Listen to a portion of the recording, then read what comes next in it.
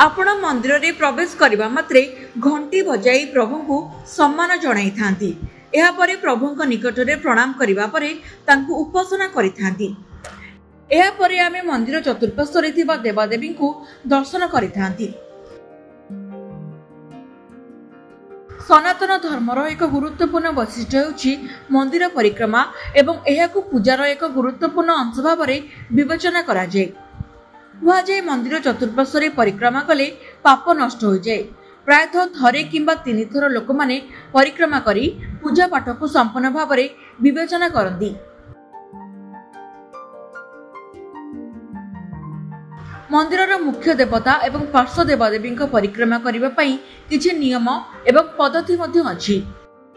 एथिसह केउ दिगरु परिक्रमा आरंभ हेबा कथा मन रखिबा अत्यंत जरूरी, कारण चतुर्दिगर दिग मध्य ईश्वर को आशीर्वाद को प्रभावित करे। प्रत्येक ईश्वर परिधि अलग अटे। बजरंगबली हनुमान जी को 3 थर परिक्रमा करने उचित। सेपरि सूर्य देवता को 7 थर एवं गणपति को 4 थर परिक्रमा करने उचित। से समय रे भगवान विष्णु एवं तांकर समस्त अवतार को 4 थर उपासना करा जाए, जेतेबेले कि माँ दुर्गा परिक्रमा केवल थरे करने उचित। यह सहित शिव मंदिर रे केवल अर्ध परिक्रमा करने उचित। यह पछरे थिबा विश्वास हेउछि जल धारणकारी अतिक्रम करने उचित नुहे।